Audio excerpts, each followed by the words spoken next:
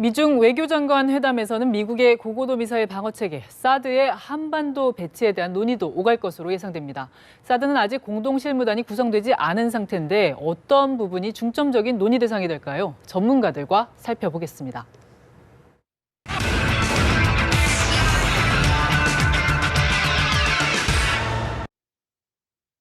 이번 이슈는 김정봉 한중대 석좌 교수 그리고 양욱 한국국방안보포럼 연구위원과 얘기를 나눠보겠습니다. 어서 오세요. 예, 안녕하십니까. 안녕하세요. 자, 먼저 교수님께 질문을 좀 드려보겠습니다. 이제 미중 외교장관 회담이 이제 임박했는데요. 자, 존 케리 국무장관과 왕이 외교부장이 만나게 되는데, 자, 대북 제재 수위 양국이 좀 입장차가 다르잖아요. 어떻게 합의점을 찾기가 쉬울까요? 네, 미국에서는 중국에 대해서 중국이 매년 50만 톤의 원유를 북한에 주는 것을 공급을 중지해라.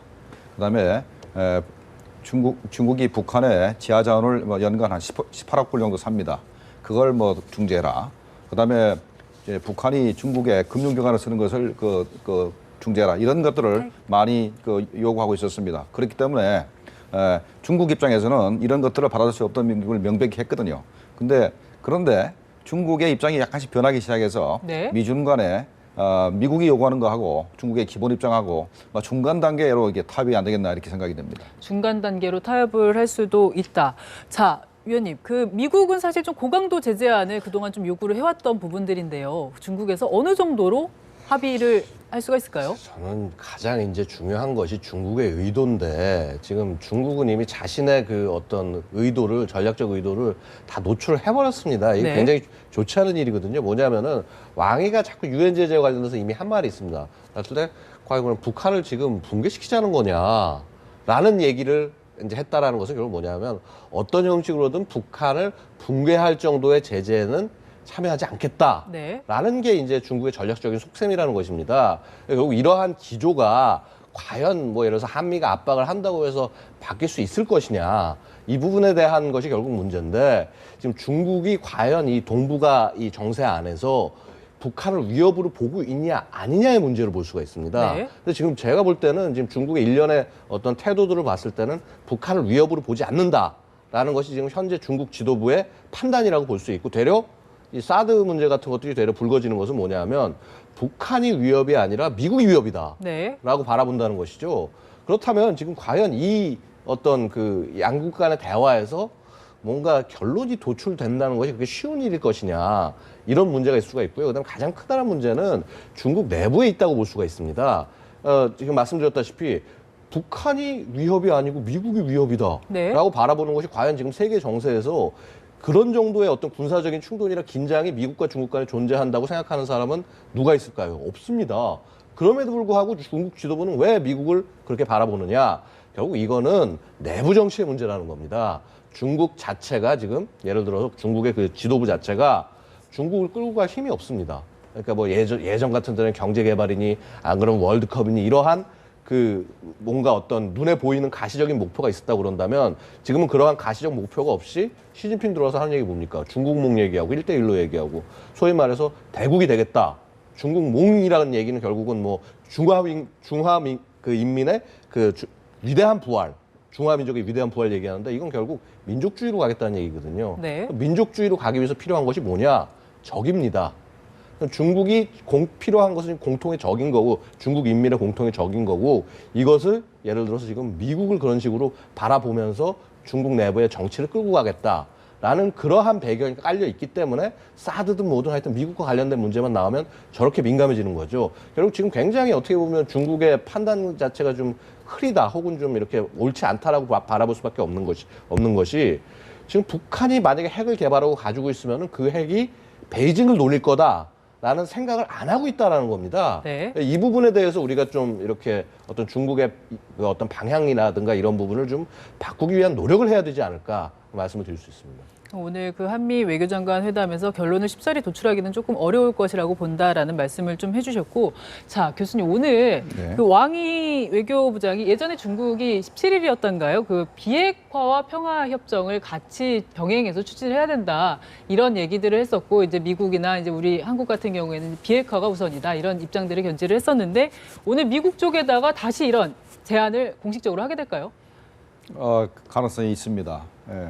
현재 그 비핵화는 뭐 한미 측이 요구하는 것이고 평화협정은 북한이 요구하는 것인데 그렇죠. 중국은 뭐 한미 측이 요구하고 북한이 요구하는 것을 동시에 전 제기하고 있는데 그 굉장히 그 놀랄만한 일입니다. 원래 그 평화협정 문제는 북한이 그 주한미군 철수를 위해서 내세우고 그다음에 그 북미 간의 국가 정상을 위해서 내세운 건데 중국이 평화협정을 이렇게 공식으로 들고 나온 것은 북한 입장을 그 고려해서 그대로 그 대변한다고 보이기 때문에 현재 우리 양국 박사님이 말씀하셨듯이 현재 중국은 북한을 포기할 의사가 전혀 없는 것 같습니다. 그러니까 북한 체제가 사회주의로 남아있고 김정은 체제가 남아있는 것이 중국의 국가 이익에 부합된다라고 생각해서 계속해서 제재에 동참한다 하더라도 북한이 붕괴될 만한 수준의 제재는 그 제재를 마련할 수 없다라는 게 기본 입장인 것 같습니다.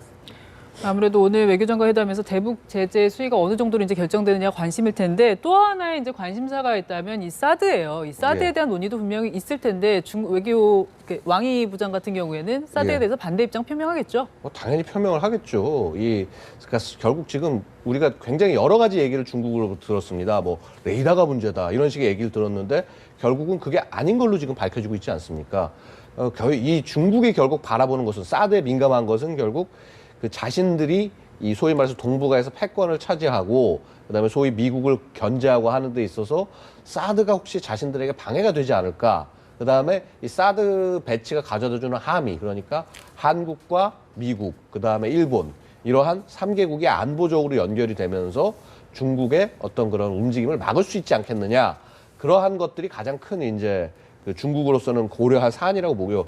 그다음에 이미 지금 중국을 보고 있으면 이 사안을 어떻게 보면은 단순히 반대하는 것이 아니라 내부 정치를 위해서 활용하는 것이 너무나 눈에 뻔히 보입니다. 그러니까 지금 중국 내부에 반대하는 것들을 보고 있으면요. 뭐 이렇게 어떤 그 정부 관리들이 나와서 뭐 얘기하는 것이 아니라 언론이나 이런 데서 자가 발전을 하고 있습니다. 소위 말해서. 그 정도가 굉장히 지나칠 정도의 자가 발전을 하고 있는데 이거 지금 보고 있으면 어떤 거하고 비슷하냐면요. 혹시 찌위 사태 기억하시죠? 네, 대만에. 대만 깃발을 흔들었다는 것이 갑자기 돼가지고 막 그 중국 내 여론이 막 들끓지 않았습니까?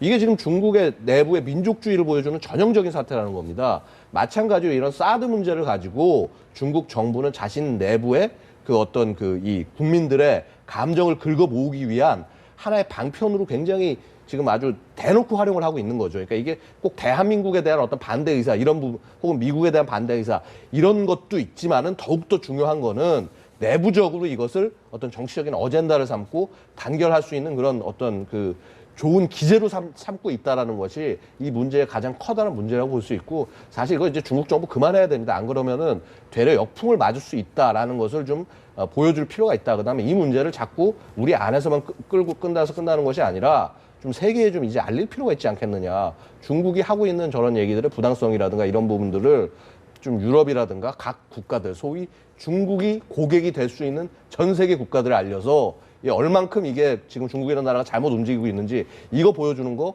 중국 우리 뭐 맨날 얘기하는 중국이 경제 제재할지 모르니까 겁나한다. 우린 똑같이 만약에 이런 부분을 문제를 삼아서 전 세계를 끌고 나가서 중국이란 나라의 어떤 브랜드 가치라든가 그 수준이 어느 정도인지 보여줄 수도 있다라는 거죠. 그래서 이 부분은 중국이 적당히 해야 된다라는 것을 저는 되려 트랙 2를 통해서 어차피 트랙 1을 통한 얘기를 하고 있는 것이 아니니까 트랙 2 어떤 민간이나 이런 걸 통해서 중국에게 정확히 전달할 필요가 있다라고 생각을 합니다.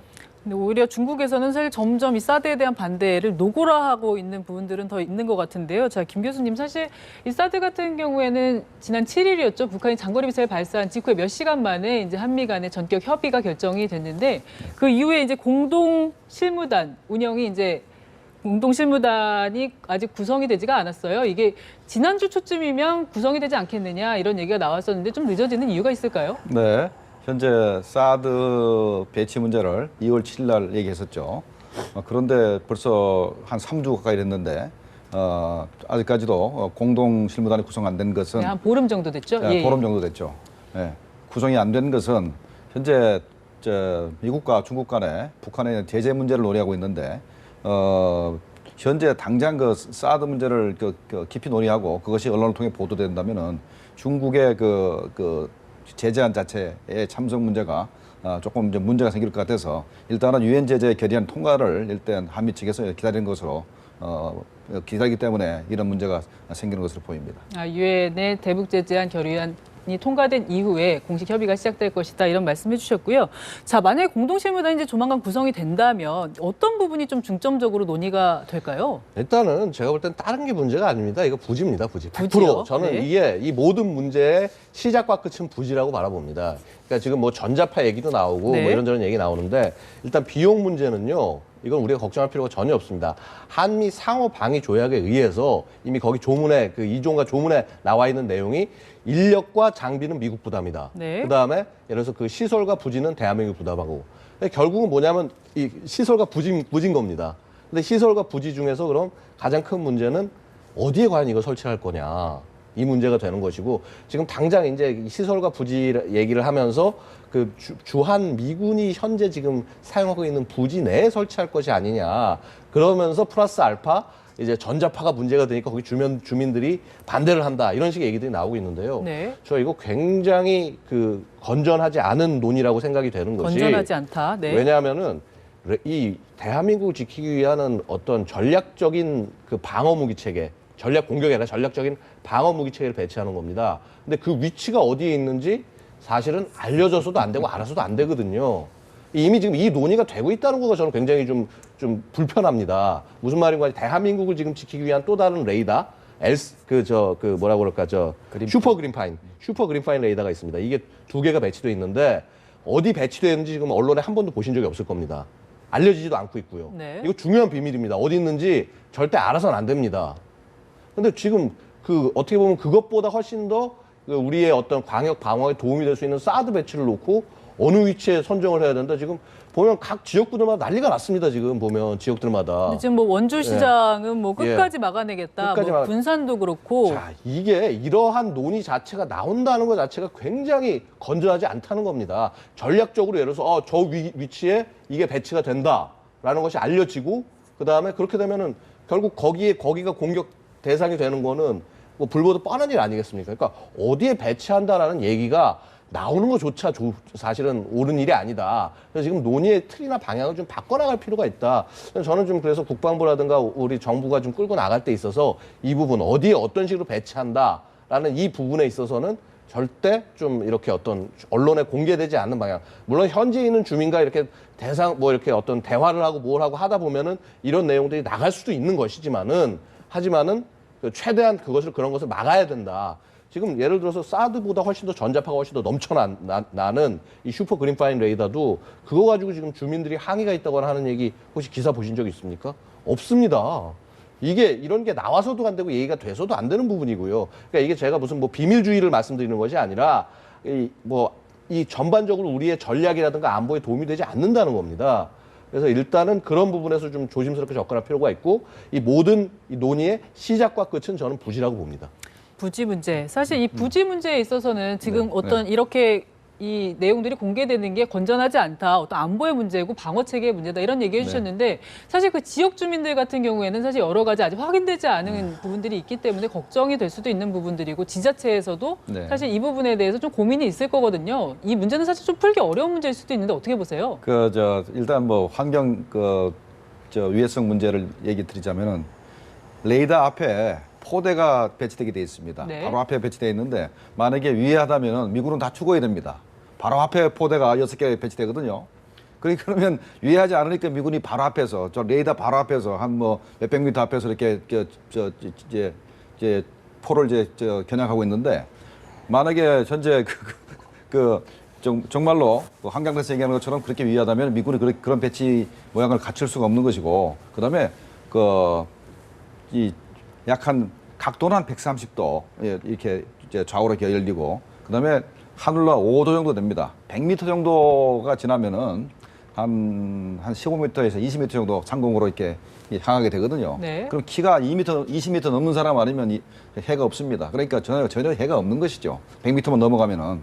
그렇기 때문에 그걸 가지고 유해성을 주장하는 건 문제가 있고 그다음에 현재 아마도 2가지일 겁니다. 현재 기존에 쓰던 미군 기지가 현재 활용 안 되는 데가 한 몇 군데 있습니다. 그런 미군 기지 내에 갖다 놓든가 아니면은 현재 우리 강원도 산악 지역이나 우리 민간인들이 거의 살지 않는 산 꼭대기에다가 배치하기 때문에 일반인들이 뭐 유해성 논란을 하는 것 자체가 좀 과도한 걱정이다. 과도한 걱정이라 생각하실 필요가 있죠. 여기에 대한 조사 같은 거는 좀 있나요? 그러니까 사실 이제 제일 중요한 거는 우리가 과도한 걱정에다 말로만 해서는 안 되고요. 정부가 구체적인 수치를 통해 가지고 사람들에게 그렇죠. 알릴 필요가 있다는 겁니다. 그러니까 대표적으로 그러니까 이 소위 상해, 전파에서 사람이 상해가 될 수도 있습니다. 주파수에 의해서. 평방미터당 1kW가 넘는 전력량이, 전력 밀도가 형성이 되면은 사람이 정말 이게 피부가 타거나 내상을 입을 정도의 그러한 그 에너지가 있습니다. 그래서 예를 들어서 뭐 우리가 이렇게 레이더 작동을 하지만 그 레이더판 바로 앞에, 뭐 1m 앞에 거기서 뭐 예를 들어서 계속 서 있다? 그거 바보십니다. 큰일 납니다. 하지 말라고 정해 놓은 게 바로 군에서 규정한 안전구역이라는 겁니다. 네. 그 안에 들어가지 말아라는 거고 실제 안 들어갑니다. 안 들어가기 때문에 또 그 수많은 장병들이 우리뿐만 아니라 미군 장병도 마찬가지고 이런 사람들이 안전한 것이고요. 그래서 일단 그러한 것들을 지켜내야 되고 그다음에 보면은 소위 그 평방미터당 87와트 정도가 넘어가면은 이제 우리 소위 좀 뜨겁다라는 느낌을 받게 된다는 겁니다. 근데 뜨겁다는 느낌을 받는다고 해서 유해한 거냐? 그렇지는 않습니다. 우리가 예를 들어서 원적외선 같은 거를 통해서 히타로 쓰고도 있지 않습니까? 그럼 우리가 인체에 안전한 것을 어떻게 얘기하냐? 그 예를 들어서 평방미터당 한 뭐 10와트 정도 미만 이 정도가 이제 안전하다고 얘기를 하는데요. 사실 그 정도의 전파는 다 받고 계세요. 그래서 그 소위 안전 거리가 지켜진 범위 안에 있는 이런 그 전자파의 유해성 이런 부분에 대해서는 충분히 제가 볼 때는 좀 그 인지를 시켜드릴 필요가 있고 그거는 아니 전파 안전 그 우리 인증 같은 거 하지 않습니까? 와서 하면 됩니다. 어떤 의미에서 보면은 이게 그만큼 간단한 이슈가 있습니다. 물론 이게 군사 장비고 하기 때문에 그 확인할 수 있는 기회가 많지 않고 하지만은 미국이 기존에 이걸 배치해 놓고 있는 지역들이 있습니다. 뭐 예를 들어서 일본에 있는 아주 멀리 갈 필요도 없이 일본 가면 2군데나 사이트가 배치되어 있는데 거기에 우리 뭐 예를 들어서 전파 인증 관련된 기관 인원들이 가서 측정 한번 해보면 되는 겁니다. 그런 부분도 있고 그다음에 또 예를 들어서 지금 이제 가장 문제가 많이 되는 게 일본 쪽에 보면은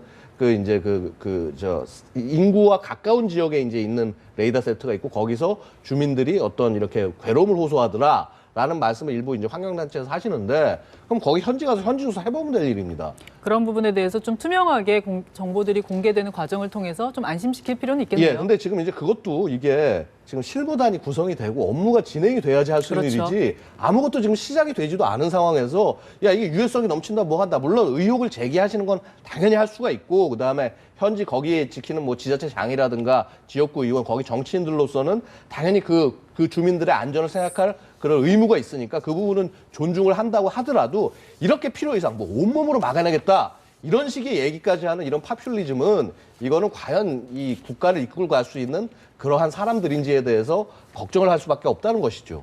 네, 이 부지 문제는 좀 계속 논란이 될 것 같고요. 사실 가장 핵심적인 문제는 이 사드라는 요격 체제가 결국 효과가 있을 것이냐, 실익이 있을 것이냐 이런 문제인데요. 자, 우리 그 대정부 질문에서도 이제 야당 의원과 국방장관 사이에 이제 약간의 설전이 오갔었는데 이 내용을 한번 보고 계속 얘기를 좀 이어가도록 하겠습니다. 사드는 김 의원이 말씀하시는 것처럼 ICBM을 겨냥한 무기 체계가 아니고 단거리, 중거리 미사일, 그러니까 사거리 3,000m 이하의 미사일을 요격하기 위한 것입니다. 단거리를 막기 위해서 사드를 도입하는 것이다. 지금 이 주장을 펴고 계시는 겁니까? 40에서 200 고도로 내려오는 모든 미사일을 요격할 수 있는 것이죠. 그것을 왜 ICBM 대상이라고 그렇게 말씀을 하십니까? 그것은 사실과 상이합니다. 물론 고속함을 가지고도 고속함으로 막을 수 있는 걸 가지고도 항공모함이 와서도 다 막을 수는 있습니다. 그러나 그런 식으로 호도해서 말씀하시면 되지 않고요. 호도가 아니고 제가 질문 다시 이가 없네. 네, 지금 한민구 국방장관과 김광진 의원 사이에 설전이 있었는데요. 예. 네, 지금 들어온 속보를 전해드리면 한미 양국 간의 주중에 사드 논의를 위한 공동 실무단 약정을 체결했다는 소식이 들어왔습니다. 예. 아마 공동 실무단이 구성이 되고 이제 협의가 시작될 모양인데 우리가 지금 얘기하고 있었던 부분들이 이제 아마 예. 논의가 시작이 될 것 같은데요. 예. 자, 지금 방금 한민구 장관과 김광진 의원 사이의 설전을 예. 보면 지금 예. 일각에서는 예. 자, 이 사드라는 게 대륙간 탄도미사일 ICBM 요격용이다. 그러니까 예. 한반도는 사실 북한과 가까이 있어서 대륙간 미사일 쏘는 데가 아니지 않느냐 예. 이런 주장을 하고 있는 예. 것 같아요. 어떻게 보세요? 예, 명칭 사기고요, 일종의. 그다음에 지금 저러한 주장을 하는 것 자체가 아니 어쩌면 저렇게 사실과 틀린 주장을 얼굴빛 하나 그 변하지 않고 주장을 할 수 있는가? 역시 정치인이다라는 생각을 할 수밖에 없습니다. 근본적으로 드릴 수 있는 말씀이 뭐냐면은 미사일 방어 체계라는 거는 정점 고도부터 방어하기 시작하는 것입니다. 그래서 그런 의미에서 봤을 때 그 지금 북한이 공격하는 미사일이 가장 높은 고도가 100km, 가장 짧은 미사일도 100km부터 하강하기 시작하기 때문에 당연히 그 중고도 방어 체계를 쓰는 건 당연하고 이 중고도 방어 체계가 사드다. 이름이 고고도 방어라고 그래서 고고도처럼 보일지 모르지만 네. 중고도 방어 체계고 이걸 쓰는 건 너무나 당연하다라는 말씀을 드리고 싶습니다. 네, 지금 방금 속보를 전해드렸었는데요. 한미 양국 간의 약정이 체결됐다는 소식을 전해드렸었는데 그 체결이 연기됐다는 소식을 다시 한번 전해드리겠습니다. 그 공동실무단 구성과 관련해서 체결 약정이 연기됐다는 소식을 전해드리고요. 네, 네. 오늘 시간이 조금 여기까지 돼서 말씀을 좀 여기서 정리를 해야 될 것 같은데요. 공동실무단이 이제 구성이 되면 여러 가지 쟁점을 두고 논의가 계속 이어질 것으로 보이는데 그때 또다시 이런 대담에서 얘기를 나눠보도록 하겠습니다. 고맙습니다. 네, 고맙습니다. 감사합니다. 네.